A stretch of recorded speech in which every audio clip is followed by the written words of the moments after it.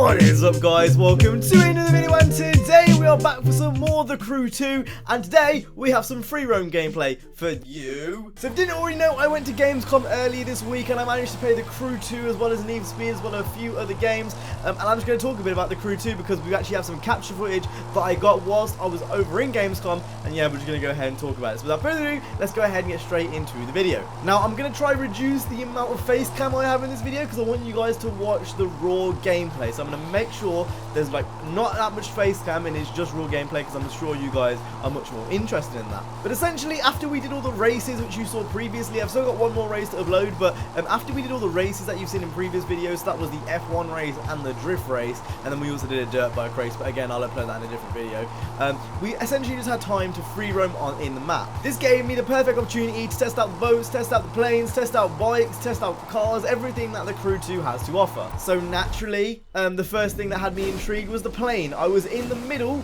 of a kind of racetrack and I was like, you know what, I want to go to the inner city, so let's see how the plane mechanism works. It really does work fluently. I was really surprised about how fluent, you know, switching from a plane to a boat to a car really is, because honestly it's a bit surprising when you first do it. There's definitely an element of like, yeah, you need to get used to it, it's something weird that we've not done before in games, but once you get the hang of it, and you know, once you can easily press down on the D-pad and go straight to the place, I can imagine it's going to work really well, and honestly really surprised me. Now, since, you know, this is kind of a video just talking about everything, I kind of want to get my opinions out on boats and planes, because my opinions have pretty much done a 180 compared to when the game was actually first announced. I was one of those people that was really kind of skeptical of the boats and planes. I didn't like the idea of it. I was very close-minded, and you know, I just wasn't a big fan. Then I saw the E3 reveal, because obviously there was a leak beforehand, if you didn't already know. There was a leak beforehand which showed planes and stuff, and I was a bit confused. Then E3 came along, and I was like, you know what, this looks pretty cool, I'm quite excited.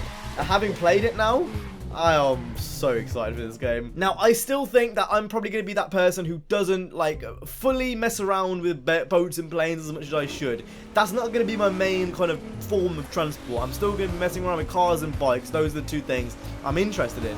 But I've got to say, the way, you know, you kind of fly with the planes and the way the boats and stuff especially work, it's really, really easy to pick up. I'd say the planes are easier to ride around in the Crew 2 than they are in GTA, which should say something. But obviously the Crew 2 is a racing game, it's a competitive game, so I imagine there's definitely going to be a skill gap there. It's not just going to be, you know, pick up and anyone can win. And that's the really cool thing about it, is, you know, it's one of those things, easy to pick up, hard to master. I feel like I keep repeating myself with that phrase because I've been using it a lot over Gamescom, but it is honestly true. The Crew 2 is like the kind of the perfect game for that explanation. You know, you can easily pick it up, you can easily drift around in drift spec cars, you can easily, you know, go around in bikes, but like to master it, it's going to take time, and each discipline, like I've said before in previous videos, feels like their own game. It really, really does. Now, you will eventually see some menu stuff as well in the demo. We had a pretty wide choice of what we could pick in the game. Obviously, I was more focused on the bikes and the cars because that's kind of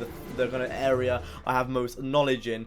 I use that very loosely with bikes. I don't know much about bikes. But cars, anyway, I know a lot about cars, you know. So I'm pretty sure they had a 911 in this. They had a GTR, a TTRS, a Camaro, and I believe that's what, oh yeah, an RX-7. Those were the cars that we could use in this demo. I did mess around with some of the bikes as well in this gameplay. And again, bikes are pretty much what we saw in the last game, but just tweaked and refined, and again, just made to be a lot more of a worthwhile experience. They're just a lot more exciting, I think, in this game is the best way of explaining it. The physics are a lot more refined, and the way they work is a lot more refined, and you can really, really tell. Definitely, like, it does kind of feel like a new game in the sense that, like, it's so different from the last one. Obviously, there's similarities, but it feels like a new game just purely based on the fact of how much things have changed. You can definitely tell this is the Crew, but it feels like a completely different Crew in a completely good way. One thing I quickly want to talk about is the skill challenges. So obviously, skill challenges are coming back, which is pretty interesting.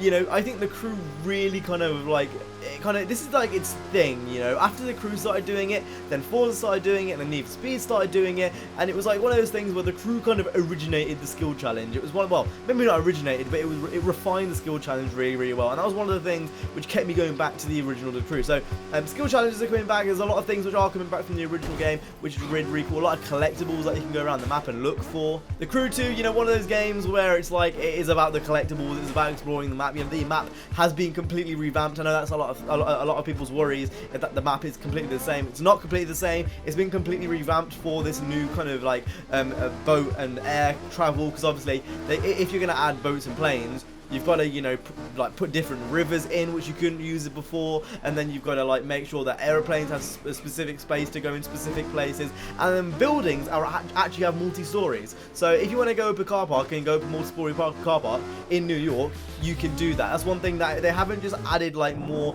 in terms of like layers, but it's like the depth of them too. You know, it's a lot more of a dense map this time around. Again, the more and more I watch of the gameplay that I see here, the more and more I want to play it. It's just, it looks so cool. It is so cool. I have no words really. I just really want to get my hands on that base now, because it's just killing me. Going to Gamescom, playing all these games, and then coming back and then trying to play the old games, like trying to go back on the Crew 1 now and trying to go back on Need for Speed 2015 now after playing all the new ones.